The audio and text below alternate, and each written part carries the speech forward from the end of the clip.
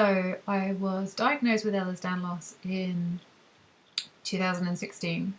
It took quite a while because the NHS is a little bit slower than might be ideal sometimes. But eventually I got a diagnosis from University College Hospital London, who are all great, from the rheumatology department back there in September or October last year.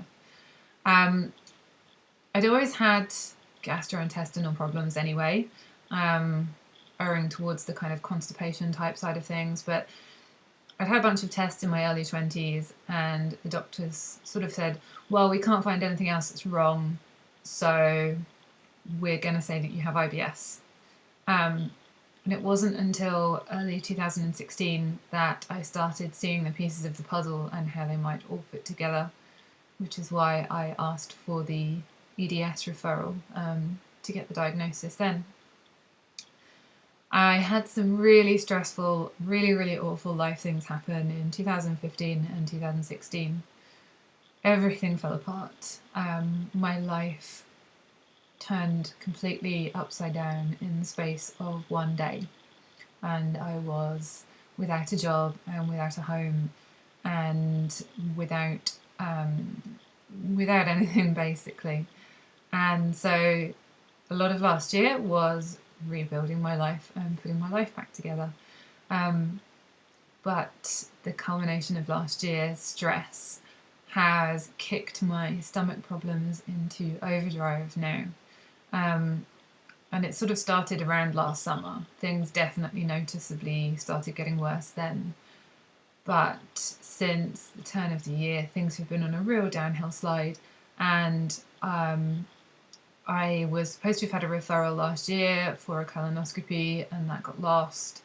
So I asked my GP again at the beginning of this year if they could make another referral, which they did. And in early April, I was seen by, I think, a registrar in the clinic, the gastrointestinal clinic at UCLH. And the registrar that I saw was really lovely, and I didn't feel like I was worried that they would make me feel like I was being a bit of a hypochondriac, or that they didn't know much about EDS and that I would have a real struggle trying to explain what was going on. But that didn't happen, and we talked for about 45 minutes about all of my various different problems, and he agreed that it was definitely getting to a point where things really needed to be dealt with. So he referred me for the mother load of tests.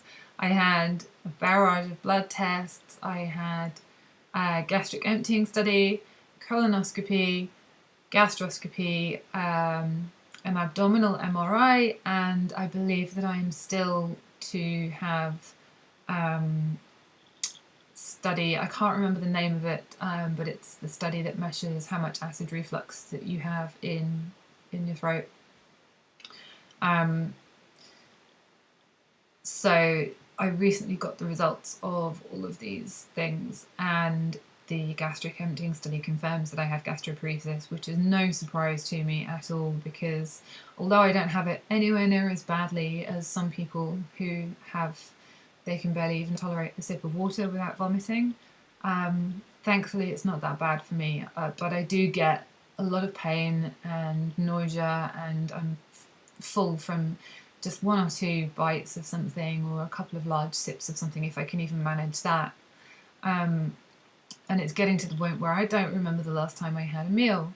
It's really depressing to be surrounded by food all the time and have to fight yourself and say, no, you can't have it, it's going to make you ill. So I'm really glad that the gastric emptying study confirmed this. The gastroscopy also discovered that I have acid reflux, which is causing a small hernia.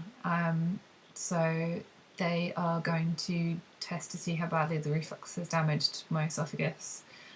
The colonoscopy discovered that there's no blockages, which is really good, but I do have what they call motility issues, which is basically means that my large intestine is not moving the way that it should. The muscles aren't contracting properly. And this is really common apparently for people who have Ehlers-Danlos loss, because of course it's a connective tissue disorder, so it makes sense that there will be manifestations of it in anything in your body, because all your body is made of connective tissue. So nearly 2 weeks ago now, I saw a consultant at UCLH, really lovely lady called Dr. Zarata Lopez, who is a specialist in connective tissue disorders and the GI tract.